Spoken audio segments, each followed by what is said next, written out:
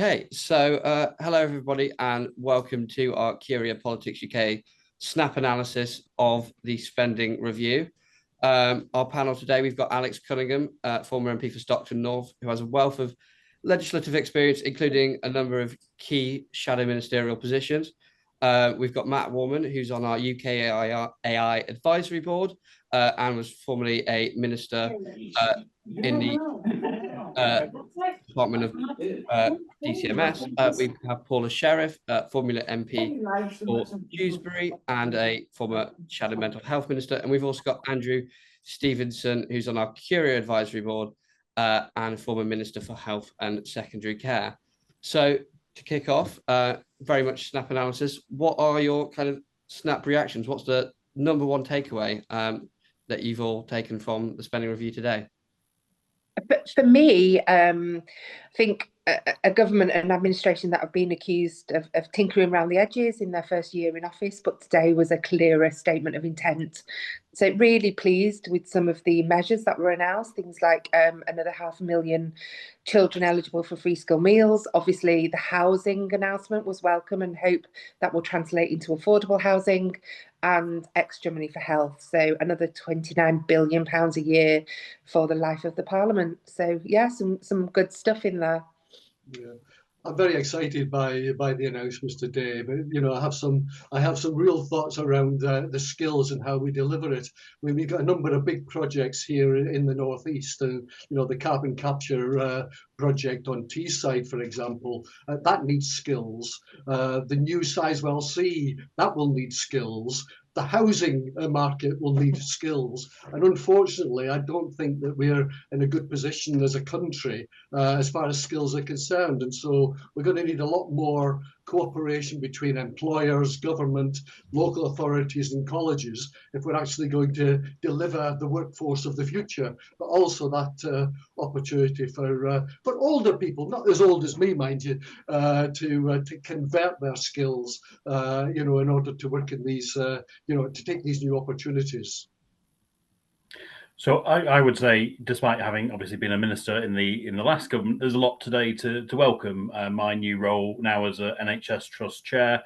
The key things I was looking for is not just on uplifting funding, but funding being directed towards the kind of digital transformation, which is going to be a key part of the 10-year plan, which we're hoping to see in the coming weeks. And today that was delivered. We always want more money in the NHS, but we have to live within our means. But I think there was a decent amount announced today to help with that digital transformation, help with many of the challenges we have in the system. Wes Streeting will be at Confed in Manchester tomorrow, and look forward to getting now some more of the detail that's going to go around a big headline announcement. So I think from an NHS perspective, quite a lot to welcome. And I'm pretty sure Matt will be happy with the announcements on AI as well.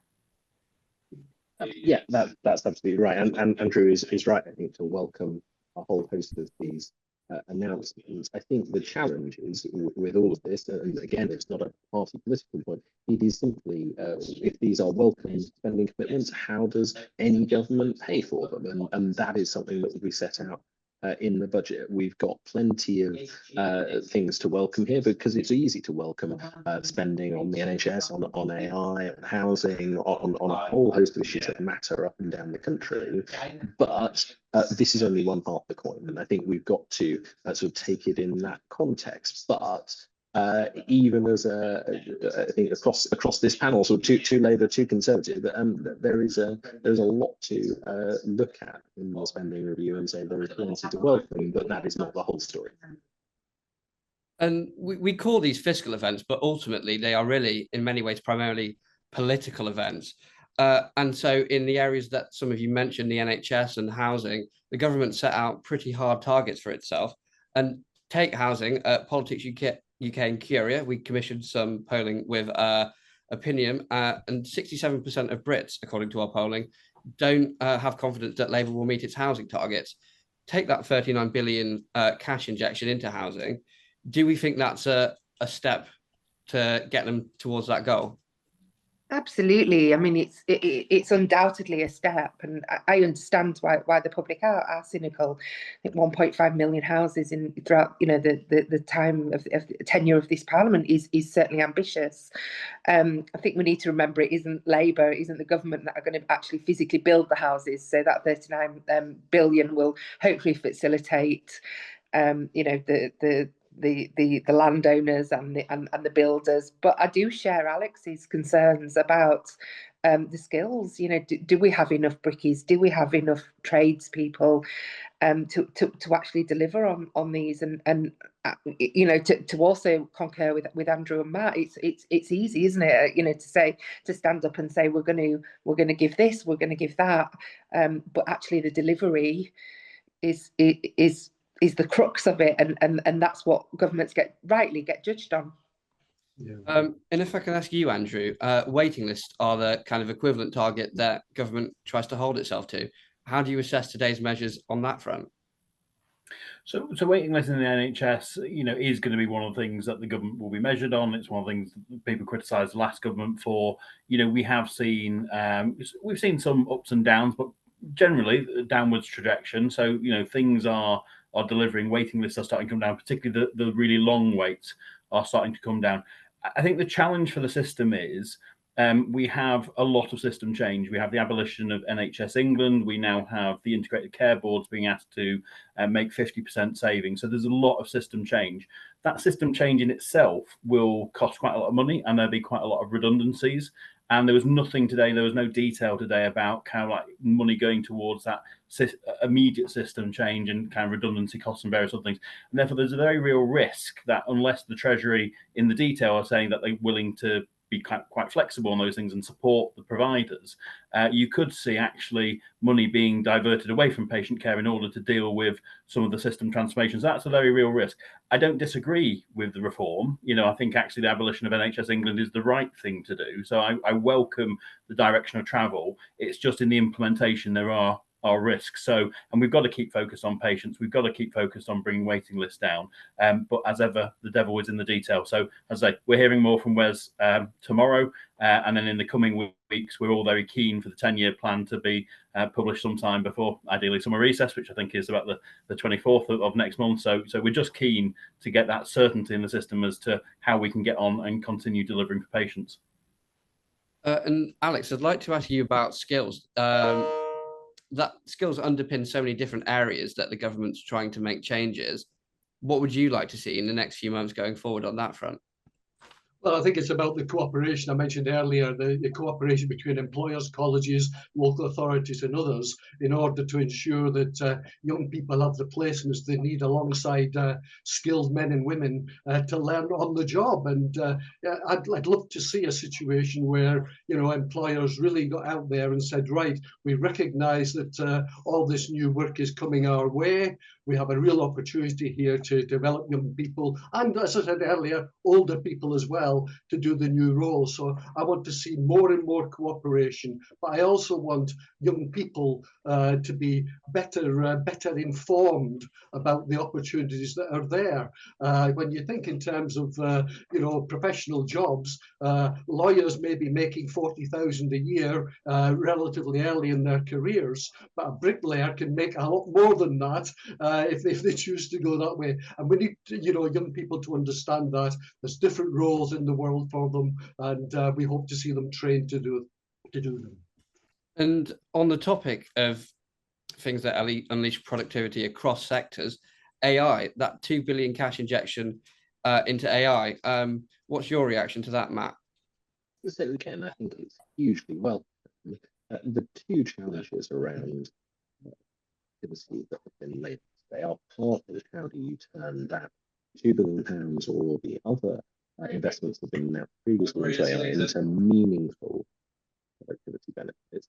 And secondly, if you look at the sort of more broadly than simply AI, do you really think that the £14 billion for efficiency savings that Labour has announced today will materialise? Because the challenge with government announced efficiency targets is that they're always what the system says could be delivered if everything goes well? That is a huge challenge that has eluded coalition governments, Tory government and Labour governments. So I think there's a lot of the productivity question that remains to be solved. Some of that is about the devil is in the details. Some of that, I fear, is simply about the devil is in the over-optimism. And in the panel today, we've got a cumulative wealth of experience in NHS, in government, on shadow teams, on front and back benches. Reform are looming over in the polls, and they are continuing to talk about government efficiency. And Rachel Reeves made a number of boasts about changes she'd made on that front. In your experience, to the whole panel, what do you think could be made different to how you saw in your time in government? I think so. Sorry, go on, Paula. No, so I personally think that there's opportunities for efficiency. There always will be. There always will be. I think Rachel alluded today, didn't she, around some areas where she had been able to recoup some money. But I think that the things like procurement is always something that struck me as something where there are sort of potentially quite large savings. If you look at, for example, sort of health services, they will largely, or each ambulance trust, for example, will procure their own vehicles, their own consumables. And I think if we start looking more at procurement en masse, there's potentially opportunities there. But I don't think this is something that is exclusively for Reform. I think they're making a big deal out of it. They've jumped on the bandwagon after Doge, and we've seen how that's gone in America, with the big falling out between the two kind of interesting characters. So I don't think it's something that Reform have exclusive rights on. And I think any government, irrespective of colour, should be looking to constantly sort of review spending, and I suppose it's good in a way that it has come to the forefront of the conversation.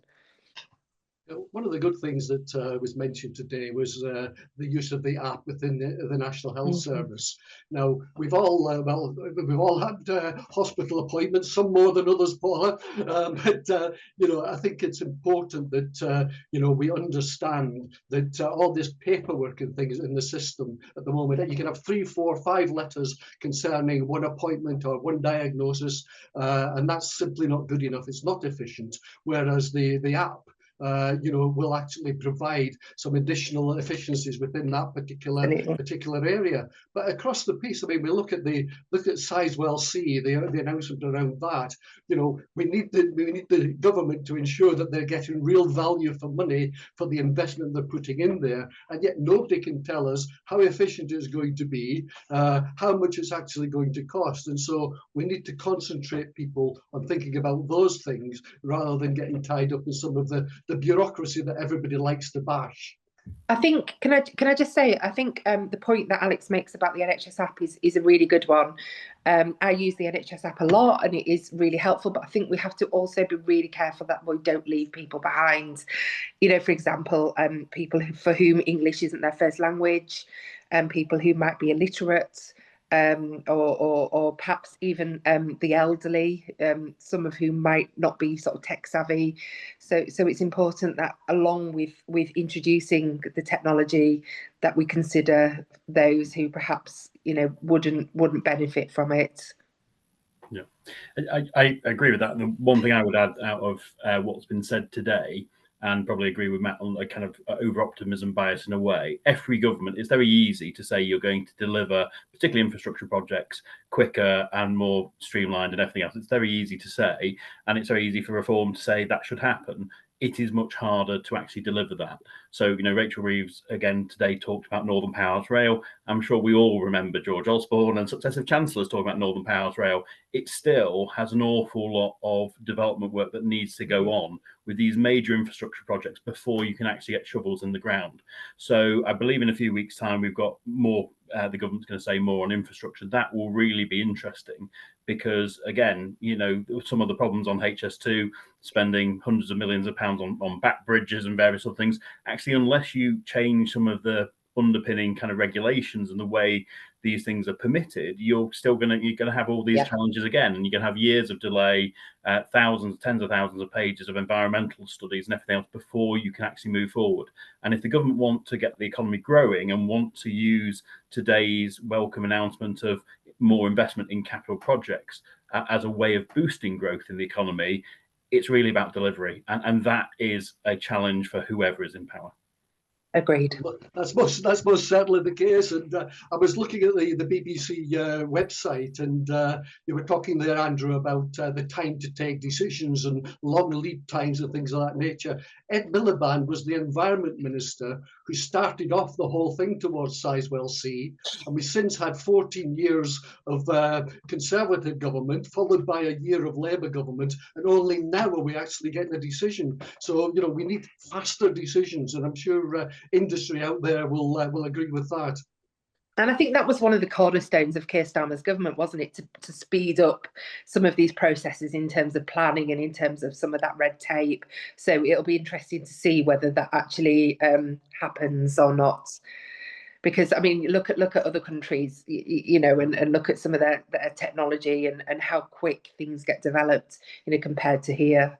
And HS2 is a great example, Andrew. You look at other countries, you know, Japan, other countries in the East, you know, who have these incredible, you know, high-speed trains from city to city, you know, cutting journey times and encouraging people to use the train, you know, whereas we're sort of really, you know, we might have spades in the ground, but only just.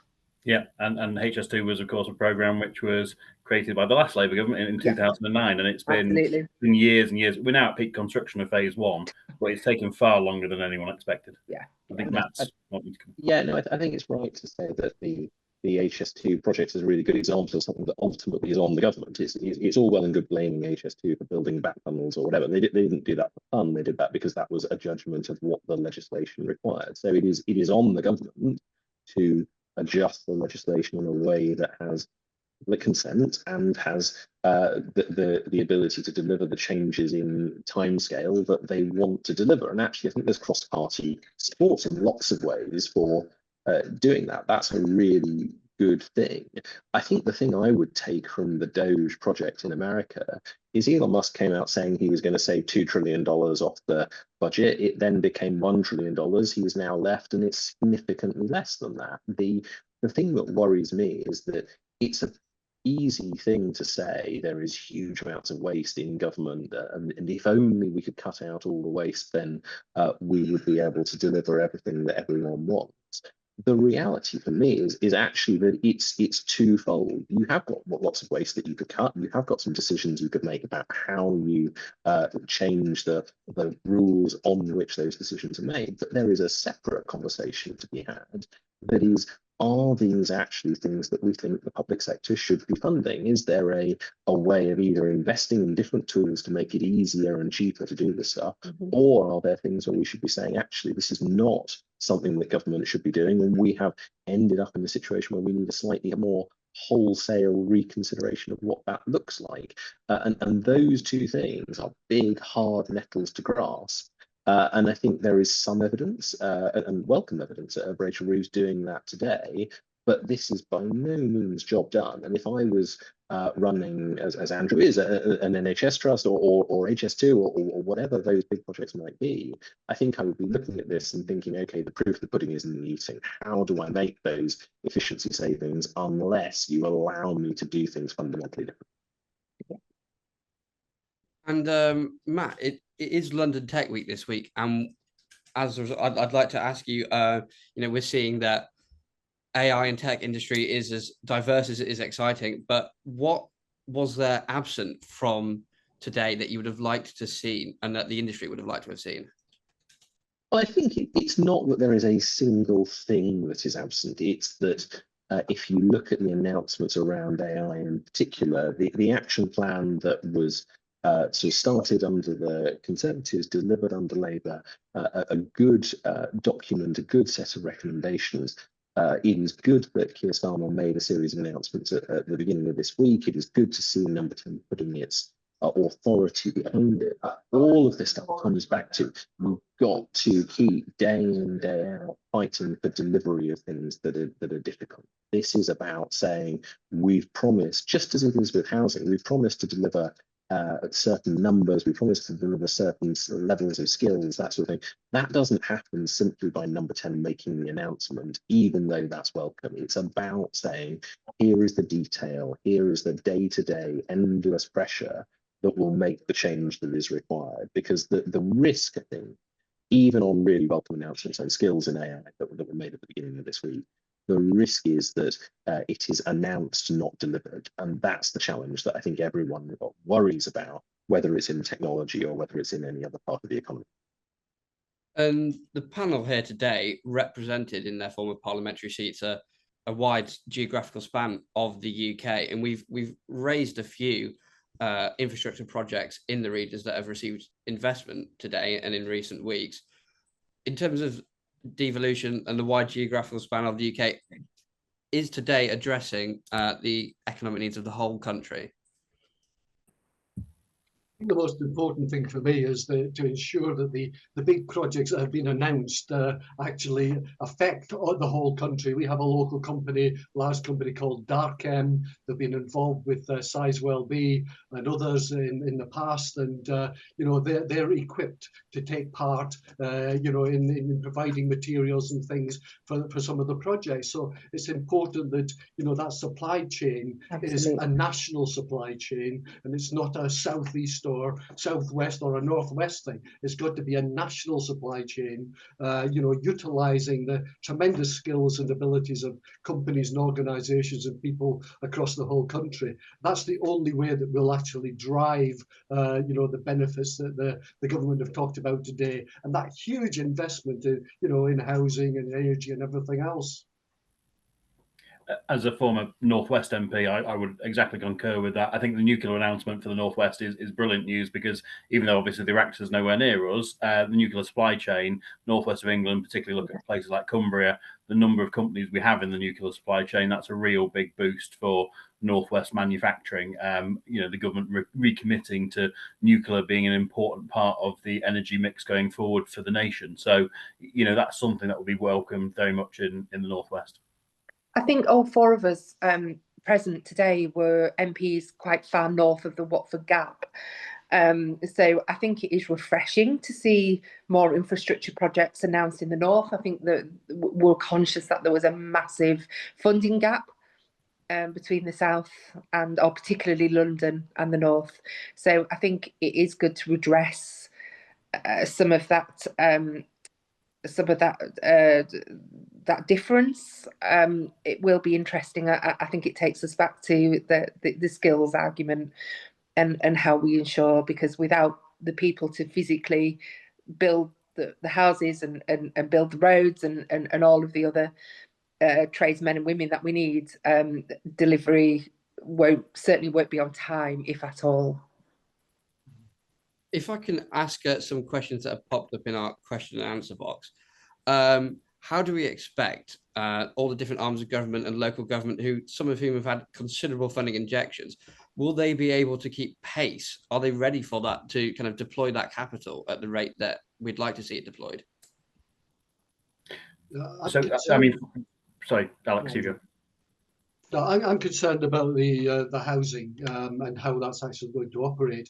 Many of our local authorities, including our own here in Stockton, you know, they've handed off their housing stock to a housing association. They do the building, the maintenance, the management of the whole portfolio, and so the council doesn't actually have a department, a housing department that would be building and managing houses. And I'd like to hear from the government exactly what they're planning to do around local authorities and how they will operate as far as the housing matter is concerned, because, you know, they simply don't have the capacity, they don't have the staff, they don't have the expertise. A lot of that is elsewhere. So we need to understand what flexibility there is for local authorities. Are they going to be told, yes, you will build houses, or will they have that tremendous flexibility to work with housing associations, as they do here on Teesside, in order to build the houses that are actually necessary?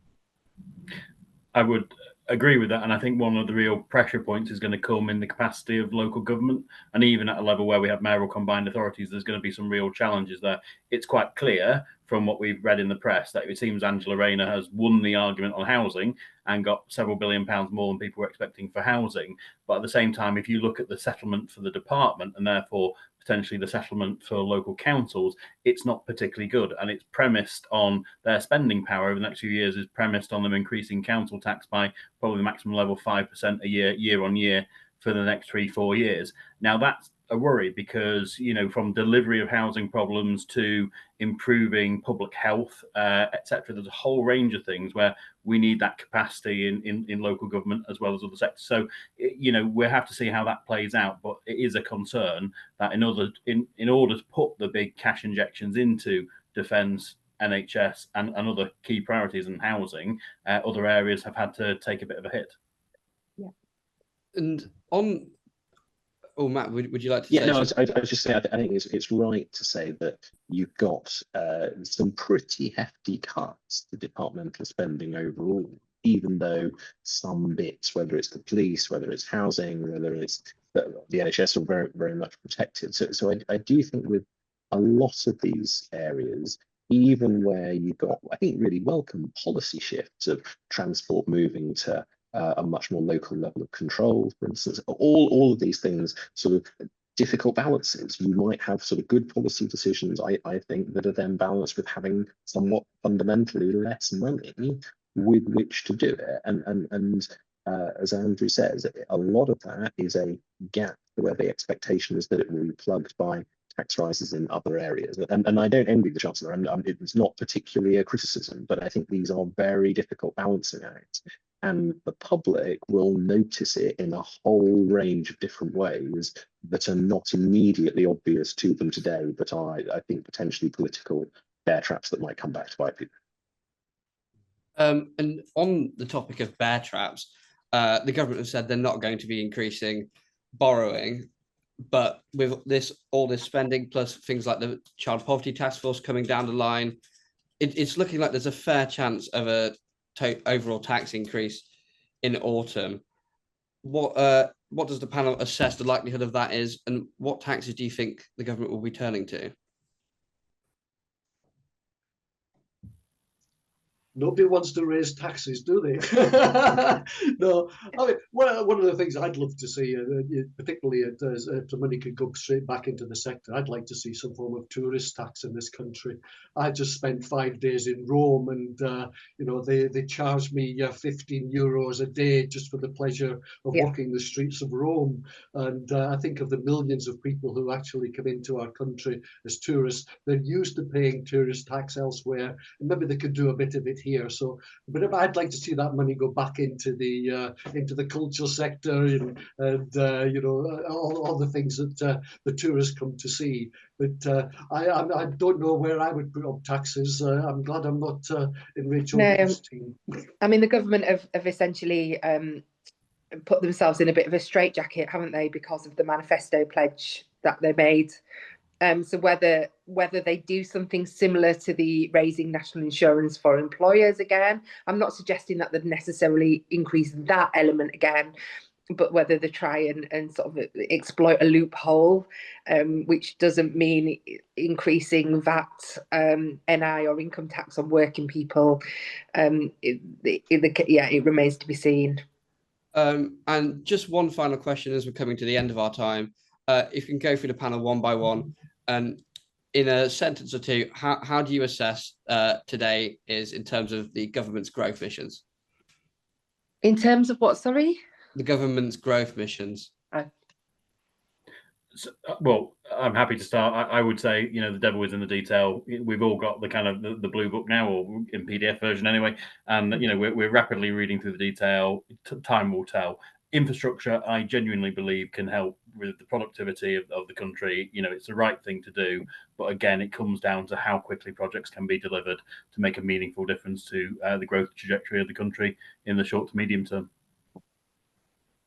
Well, I certainly agree with that. It's all about delivery. You know, the government have laid out a tremendous program, but they've got to deliver. And you know, I think we'll all be watching very, very closely to see the progress, particularly in the earlier years of the program. You know, maybe the first couple of years, as far as housing is concerned, about how the rest of the investment money needed for Sizewell actually comes forward. You know, will it all be there? I don't know, but if it's there, I can see the the government actually achieving what it's trying to achieve, and that's greater growth. Oh, sorry, Matt. I agree. And I think we've put forward an ambitious programme today, but rightly will be judged on delivery. So let's wait and see.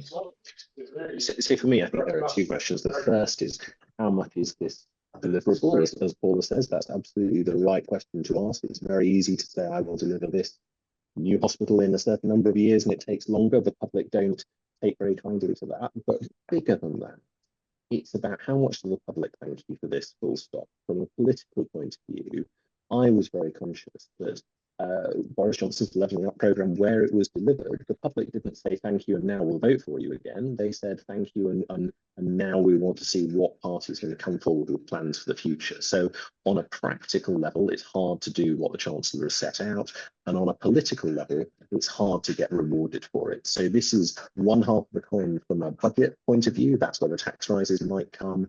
And from a political point of view, this is possibly even less than that, because the government has to demonstrate that it can deliver and that it has a plan for the future. And there's still a lot more work to do between now and the next election to demonstrate that that is sufficient. Okay, and that concludes our SNAP webinar. I'd like to thank the panel for their time. I'd like to direct our viewers to our social channels for Politics UK and Curia, and to keep an eye out for future events like this, as well as Curia memberships and the access for in-person events that gives. So thank you very much for attending, both to our panelists and audience. Thank you.